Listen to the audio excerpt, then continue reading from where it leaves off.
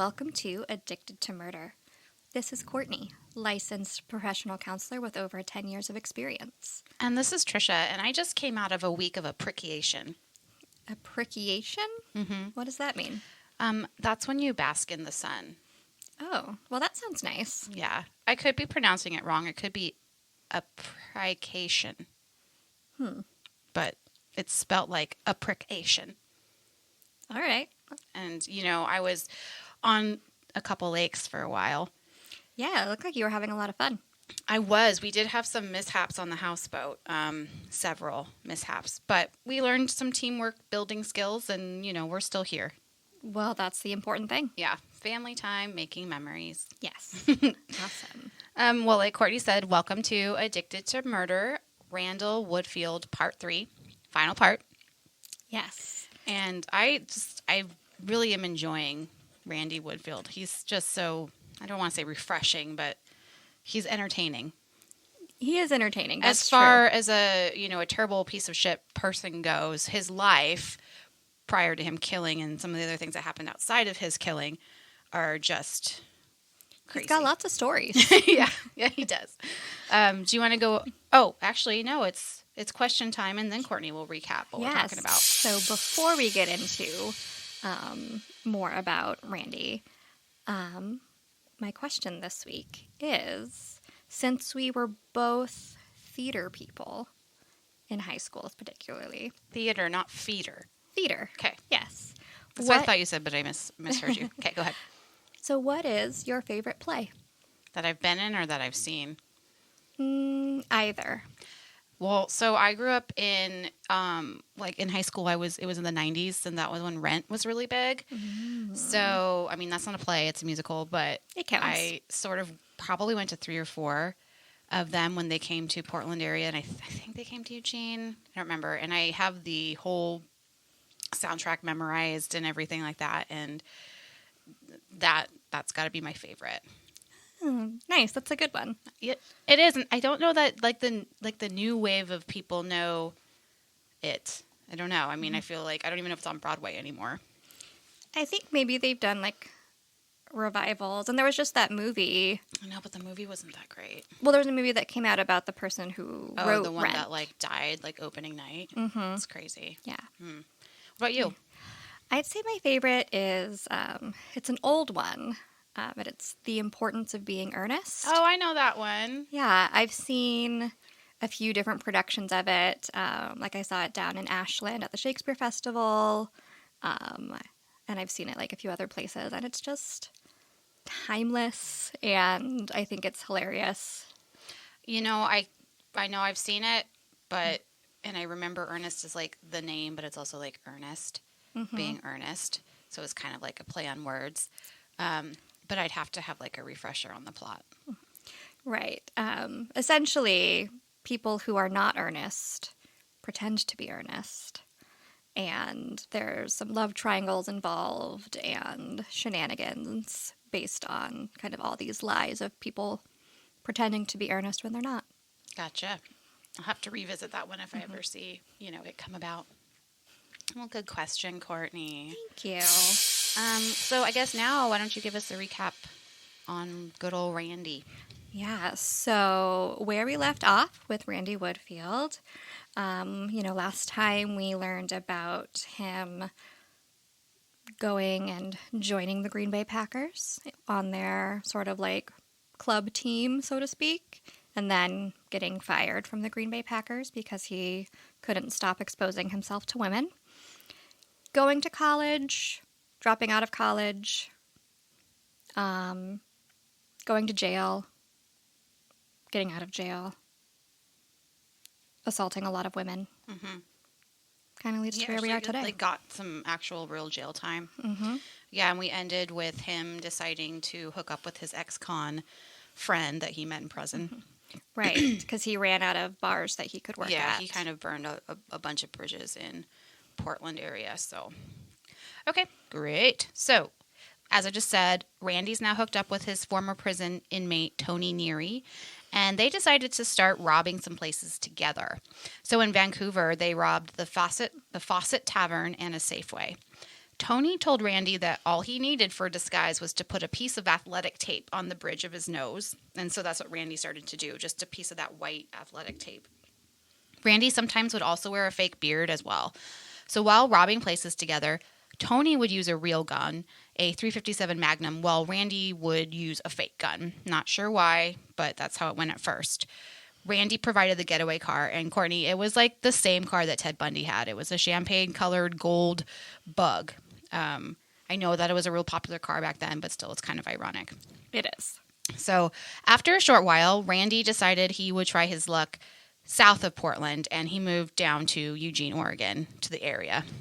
He was now 30 years old, and he robbed one more gas station in Vancouver on December 9th before heading to Eugene.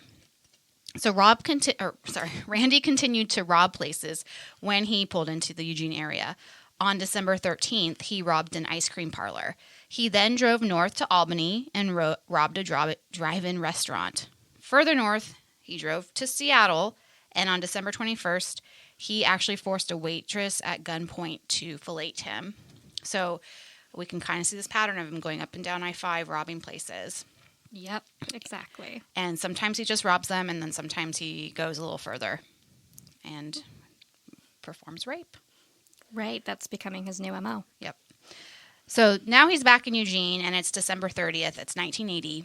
And Randy went to the local disco in town. It was called O'Callahan's. And I looked up this place because it wasn't familiar to me, and it turns out that O'Callahan's closed in 1990. It's now Cafe 440 on Coburg Road. Oh, I know where that is. Totally, yeah, they've got good food. So there he met Shelley Johnson, who was home in Eugene for the winter break. She was attending college in New Mexico. Randy approached Shelley at the O'Callahan's, and they started talking. And I guess Shelley was just taken with Randy right away. He had, his charm and his good looks. He was 8 years older, but she said he looked, a lot younger than that. The two talked and danced all night and eventually went to Randy's hotel room that he had rented while he was looking for housing. And he asked to go slow, only wanting oral sex. Shelley complied, thinking, oh, what a gentleman. But she didn't know that oral sex was really all Randy ever wanted from a woman. So there you go. She had to go back to school 3 days later, and she felt that she was in love. Randy was able to rent a room from a divorcee in Springfield, which is just east of Eugene. And Shelley went home as scheduled, but she wrote many letters to Randy. She was declaring her feelings and all this lovesick stuff. She even told him she was going to get into a fitness program so she could be a match physically for Randy. In the book, it said that she didn't feel like she was good enough, like human specimen looking for Randy. Right, because he was literally a professional athlete. Yeah, pretty much, yeah. And then with prison muscle as well. Exactly. Probably a really buff dude. So Randy, of course, reciprocated with his own cards and letters declaring his affections. Shelley came back for a short visit in January, and the two lovebirds, after knowing each other for a month, got engaged. This poor girl. So Courtney, it looks like Randy finally found someone who was enamored with him. Now, from what we know of Randy, do you think this acceptance from a female will help him overcome his sexual problems? Do you have any other thoughts on this relationship? So Randy was pretty obsessed with kind of proving his, quote, manhood to women and was desperate for their attention, but ultimately was only capable of having really shallow relationships with them. We kind of talked about that a little bit last time when we talked about the histrionic personality disorder. Mm-hmm. And so while Shelley's interest and their, whirlwind romance likely fed his ego and soothed his needs temporarily, I don't think that their relationship ultimately would have led to any long-term changes for him. We know that all the time that he was engaged to Shelley, he was actively pursuing other women in person, as well as calling and sending letters to them. All those women from his little, black book. And really, I feel sorry for Shelley that she fell so hard for this guy, when really their relationship wasn't even real, at least not the way that she believed it to be, as we'll see. So you did go over histrionic personality disorder last time. Are you saying that it's difficult for someone with histrionic personality disorder to actually find a stable relationship that's satisfying? I'd say it probably, if we think about one of the main kind of parts of histrionic personality is that sort of their conversations and things are very shallow. Like they don't have a lot to back up their thoughts or opinions, although they will like state them very loudly. And they are so frequently kind of having relationships where they tend to like jump in really fast, and it's like I love you's right up front, and then it sort of fizzles out because every person they meet is like the one. And so that doesn't really provide a good chance to have like a long-term stable relationship, especially when you add in the need to be the center of attention all the time. So it sounds like it would be really difficult to really get to know someone who has histrionic personality disorder because they don't have that level of emotion that they either can access or they just don't have that level of emotion. I think it's more that they can't really access it. Okay. All right. Well, apparently Shelley's formerly stellar grades, I guess she was a 4.0 student, they began to fall once she started this relationship with Randy. She was seemingly obsessed with Randy. They spoke every day at least once. They wrote many letters to each other, promising their undying love, yada, yada, yada. Randy even sent her 12 yellow roses on Valentine's Day, and she was so excited. He was her handsome white knight who came to show her what true love was. Poor thing. I guess Randy sent many other women roses on Valentine's Day as well. They were all accompanied by a personal message of devotion. So I guess this guy just can't deal with one gal, like you just said. Probably wouldn't happen. He needs to conquer as many as he can, prove his self-worth to several women, etc. At first because the book kind of goes out of order a bit about what's going on, I was like, how can he afford all these roses for all these women? But he was robbing a lot of people while all this was happening. Yes, he was. So there you go. That's how he could do that. Randy had been busy while Shelley was away. He was now known as the I-5 Bandit by law enforcement, who agreed that the robberies had to be connected to each other. On January 8th, he was in Vancouver again, and he robbed the same gas station as he had previously. But this time, he made the attendant expose herself to him. On January 11th, he was in Eugene again, where he robbed a small market. Okay, so it gets a little murky on all the places he hit, so I'll just say a few. On January 12th, 1981, Randy shot but did not kill a clerk in a market in Sutherland, Oregon. And that's like a tiny town on on I-5. You can see it because it has that one mushroom shop with the giant joint on top. Uh-huh. Welcome to Oregon.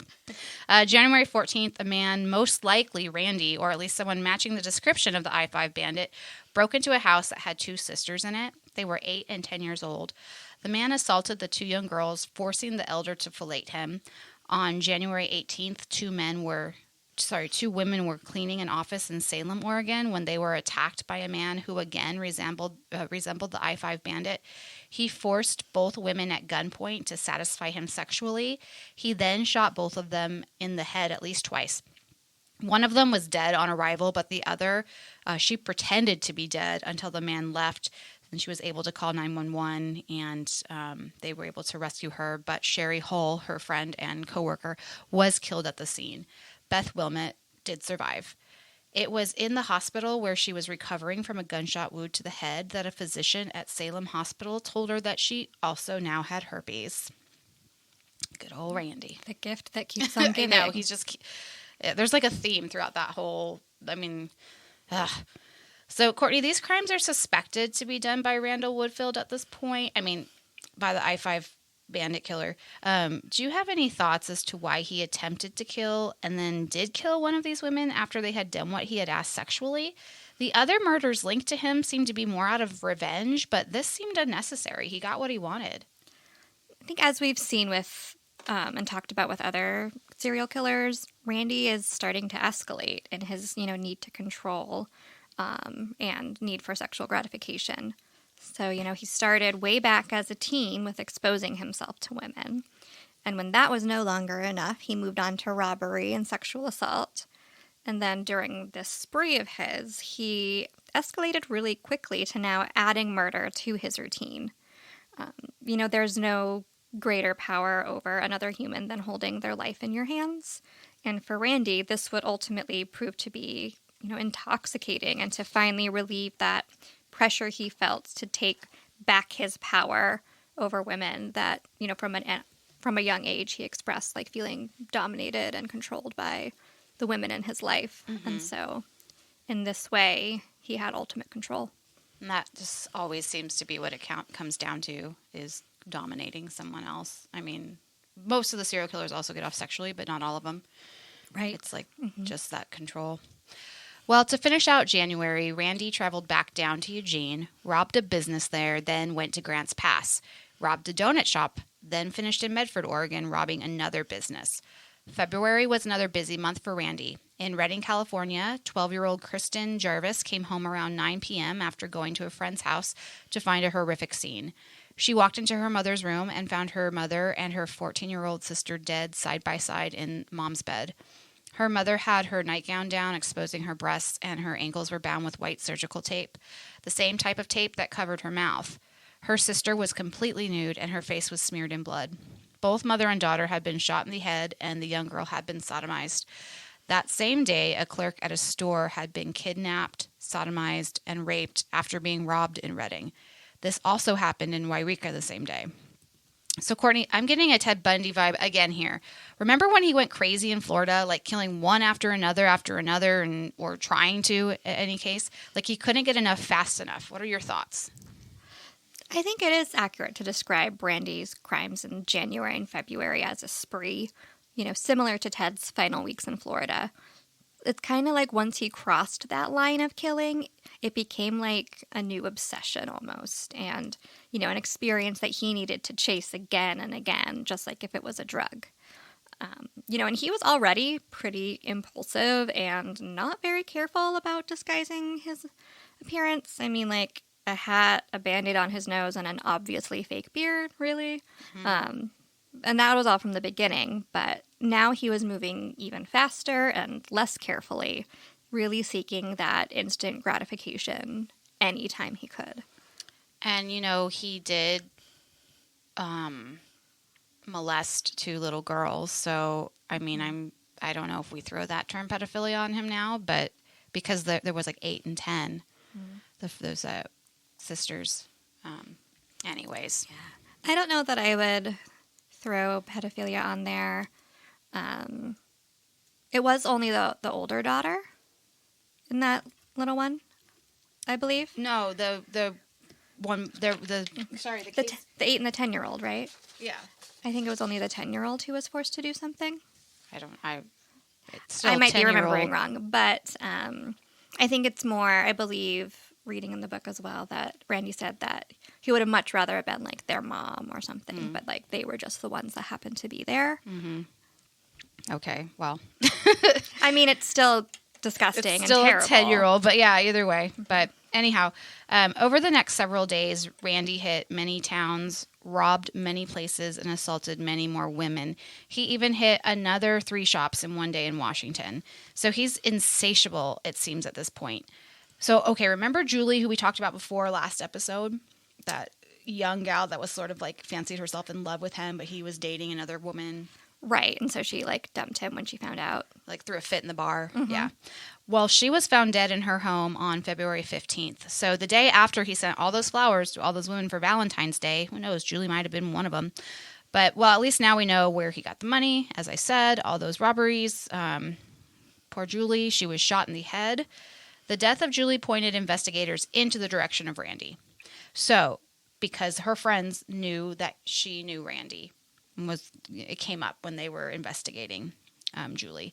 So another one of his acquaintances is murdered. So that's just too much of a coincidence at this point. He's known at least 3 of the people who have been murdered in the past few months. So by this time, the I-5 Bandit is now known as the I-5 Killer. He still manages to rob 3 more places along the corridor in February, and in one of those instances, after he robs and molests the victims, he puts them into the walk-in freezer.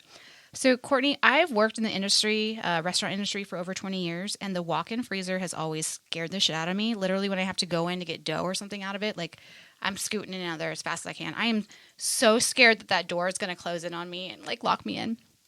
And the newer ones now have buttons that you can press inside to call the police because this happens, I think, more often than we think. Right. I mean, it's a natural thing if you're robbing a restaurant to throw them in the freezer and lock them in. Yeah, I just wish they would. I would prefer to be put in the refrigerator. Oh, yeah. But then at least, you're not going to catch hypothermia so fast. It's so dark in there. Oh, my gosh. But, okay. Well, Randy was picked up for questioning on March 3rd, and this led to a search of his home a few days later and then a subsequent arrest. By March 16th, several indictments from all over were rolling in. He had hit so many places that jurisdiction was tough at this point to figure out. However, Oregon, specifically Marion County, was the first to get their turn, so they must have filed their paperwork first. He was charged with murder, attempted murder, and 2 counts of sodomy. He was convicted on all counts. I think it took the jury like 3.5 hours or something. It was something very short. I think you're right. Yeah. These convictions came with a sentence of life plus 90 years. And then another 35 years was added when he was convicted of other crimes in Oregon. So Randy was linked to at least 18 murders and suspected to have been involved in 40. However, the state of Oregon couldn't afford to go to trial for all of these counts of murder. He would have pled not guilty. He was still saying he was not guilty for all of these things. The DA or whoever, the powers that be decided they were satisfied with the fact that he would never get out of prison. So they did not push for further charges to be filed. It was just too expensive. Since his conviction, DNA has linked him to other murders. But again, the state is not pushing for more convictions. Courtney, what do you think about this decision by the state? While I feel for the families of the victims that, didn't get their day in court, I can understand why the decision was made to stop after those first convictions. He was already going to spend the rest of his life in prison, so additional convictions wouldn't really make a decision on the ultimate outcome. Sorry, my dog. And, as you mentioned, trials and investigations are very expensive. I mean, this had been a whole, statewide task force that they'd spend millions of dollars investigating. And if I was a prosecutor, I wouldn't want to spend any more money or give any more attention to this guy than necessary. We didn't really get into the fact that all of these places were working together. Precincts and jurisdictions in Washington were working with people in Oregon, were working with people in California. They were having summits. They realized this was the same guy. This guy was hitting up and down. And it was kind of neat seeing that collaboration. Right. Sometimes you get the other way where people are fighting over who gets what. Mm-hmm. But these ones actually work together on it. So that's kind of neat. It is neat. Yeah. So, yeah. 1 second All right. So, Courtney, that is not the end of this tale. It sure is not. Because, Randy just, as with his herpes, he just keeps on giving. He just needs attention so much. Yes. So, I don't know if you guys all out there know this, but another very infamous killer in Oregon is Diane Downs. Yes. So she was the lady who killed her daughter and attempted to kill her other children because she thought that her ex-boyfriend would take her back if she no longer had children because he said he didn't want children. Yes. So she took them out in Marcola, which is Springfield area, shot them in her car, drove them to Mackenzie-Willamette Hospital, pretended that someone else had come up to the car and shot them. And she'd shot herself in the arm. Yeah, she did. Right? She tried to make it look real. Yeah. And like I said, one of them didn't survive, 2 of them dead, one of them is paralyzed. Anyhow, she just was arrested at this time that Randy was now in prison. So, hold on here, let me get back. So, Randy decided he'd like to get to know Diane better, and he started writing her letters in jail. He was writing from his jail to her in her jail. Yeah, both of them in the state prison in Salem. Well, but on the women's side and one on the men's. Yeah, side. at one point she's in Lane County, but she gets put up there. But he didn't tell her who he was. He would just sign his letters squirrely. So she didn't realize it was Randy sending her letters. But eventually she learned who he was, and their letter romance escalated. She was a woman who would do nearly anything, including killing her children for a man. And she was currently 6 months pregnant in jail. Anyways, and here was a man who wanted nothing more than a woman to be infatuated with him, or probably like all women to be infatuated with him. And I forgot to mention that poor Shelley, remember Shelley? Mm-hmm. She eventually had to face facts that Randy was a piece of shit, and she did, end that relationship. So good on her. Wasn't it like she was literally driving up from New Mexico to move in with Randy when he got arrested, and when she got here, she learned that he had been arrested like the day before? I think so. Poor Shelley. Yeah. I honestly would have to go back and read that part because I kind of wasn't paying attention to her once this Diane Downs thing. But anyhow, so Randy had not lost his exhibitionism side in prison. In fact, the female guards said that when he knew they would be walking by, he would take off all his clothes and he'd pose naked in his cell for them. So he was similar in his letters to Diane. He sent her photos of himself, and the letters said things such as, "I will be stroking Junior to your photo at exactly midnight on Saturday night, Diane, so say hi and tell me you enjoy our time together. Will you remember to touch your body for me and say my name? Just a game to play together because I feel you close to me, and to climax my juices in memory of our togetherness like this. You brighten my life, dear friend. So thank you, and join me Saturday night if you want. I will be there for you, totally in thoughts of you." Ugh. Yep. They wrote to each other almost every day through the summer of 1984. He from his prison, her from hers. Diane wrote to other men, and so did Randy. I mean, they kind of seem to be cut from the same cloth a little bit. Mm-hmm. She was also apparently good looking. I mean, I don't think so, but, For being 1980? I guess. Yeah, that's that hair. They were total players, even from inside of the cell. They would describe their genitals to each other and basically have weird letter prison sex during this time. Eventually, Diane accepted one of his many proposals of marriage and was planning her wedding from the inside. So by now, she had been convicted of her crimes. Here is one of his letters to Diane about the wedding. "Say, Di, would your parents think about coming to your wedding? Just curious. We can have 10 people in our party. Then we have an hour for the party to have pictures and be merry. Then guests have to leave with my counselor and yours and come back if they are on the registered visiting list. So some Thursday we can marry at the far end for privacy. The waiting list is 3 to 4 months now, but we get to visit one behind to talk it over some Tuesday at OWCC. And you'll be surprised what kind of fun and games we'll be able to have and enjoy. Just be open and follow my lead. We'll have some very close and private visits one day." He also wrote to her about color schemes and other wedding details. I had no clue that you could have this done in prison, let alone between two inmates. Did you, Courtney? So I did know that inmates were allowed to get married and marry each other and have essentially wedding ceremonies. But I did a little bit of research about what is allowed in Oregon related to prison weddings. And the rules may have been different back in the 1980s, but at least modern day rules, there's no special decorations or special food allowed. This all takes place in the main visiting room where everyone else is having their family visits. Mm-hmm. You're not allowed special clothing, so no wedding dress. Mm-hmm. And conjugal visits are not allowed in Oregon. So either he's full of shit or it was different back then. My guess is maybe a little of both. Yeah. Although, the story about Diane Downs is crazy. The way that it was insinuated was that she slept with guards and she escaped. That's right. She did have that escape. So, maybe if they give favors to people, they would get, I don't know. But there's just this picturesque wedding that they're trying to plan. Mm-hmm.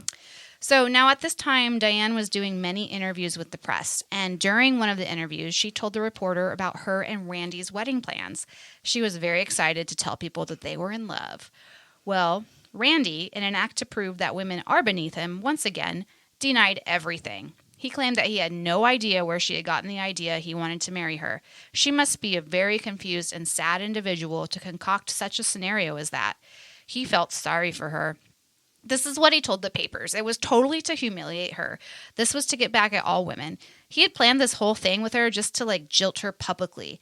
He did indeed hold all-day press conferences to embarrass Diane. And normally I'd feel bad for someone going through this, but you just can't feel bad for Diane Downs. Courtney? I don't have a whole lot of sympathy for Diane Downs, but just as a woman, I do have some compassion about having your heart broken in such a public and humiliating way. And as for Randy's actions, I think his behavior towards Diane just goes to show that he knew exactly what he was doing the whole time, and all of his previous claims about wanting to get treatment to get better were total BS. Yeah. He was a player through and through. I mean, not just with women, but the whole thing was a game to him. Mm-hmm. I wouldn't be surprised if he is still sending nude pictures of himself to unsuspecting women. Well, he's 71 now. I bet, you know what? He still could. Somebody's the new 50, right? Well, apparently Randall Woodfield has gone through with marriage 3 times in prison. Divorced twice. So I guess that last one must have stuck. He's 71 years old and is still incarcerated in the Oregon State Penitentiary in Salem, Oregon. So that's what we have on Randy. Yeah. Crazy ride. Highs and lows. Yeah. He had a good childhood, sounds like. Small town, caring parents, did okay in school. Was pretty popular. Good looking. Successful in sports. Went to, as far as get onto the Green Bay Packers. Submitted his picture to Playgirl. Was kind of accepted, although never published. Right, but, they didn't just laugh at him. And then he just threw it all away. He did. And I have read that he attempted to sue Anne Rule. Yes, he did. Yeah, $12 million for the book, the way that she painted him. He claims he doesn't have 100 IQ, which I was kind of surprised at that too. So, I know there's more than 100 is average. Yeah. It's directly in the middle of average. Okay. Mm-hmm. All right. Well, maybe he just wanted to be like the other serial killers, and most of them had a higher IQ. Yeah, I think that's just his ego. That's probably his ego. Mm-hmm. Okay. Well, do you want to say anything else before I talk about our next killer? I don't have anything in particular, but what a wild ride. Yeah, that was an interesting case. He technically was only convicted for the one murder. Right, of the for the murder of the girl that was cleaning. Right. Yeah. That building. So I'm not sure if we were clear on that. Mm-hmm. So, but suspected of up to 40. Right, and there's been DNA since he was convicted that has linked him to more. Yeah. So I'm picking our next killer, and he's not known. I doubt any of you have heard of him. I don't know, maybe now there's a lot of true crime people out there. I was just kind of looking through books, trying to figure out who I wanted to do. And the clue I will give is that unlike the other killers we have covered, he only killed people he knew. Oh, that does make a difference. Mm-hmm. So our social media, if you like us and you want to tell us, we would love it. The subscribes and the positive comments are very helpful to help us grow our audience. And so our social media is at Addicted to M Podcast on Instagram, at Addicted to Murder Podcast on Facebook, TikTok, Twitter, and YouTube. And you can email us with any questions or comments or anything like that, or suggestions of killers, because, sometimes I just Google to find something. And, when we did that one from Belgium, he's one of our highest downloaded people. Right, yeah. I never heard if of there's him. Someone from where you are, if you are not in the U.S. particularly, let us know. Mm-hmm. Yeah, totally be interested to learn about these people. So anyways, that's addictedtomurderpodcast@gmail.com. All right. Thank you, guys. Bye. See you next Tuesday. Bye.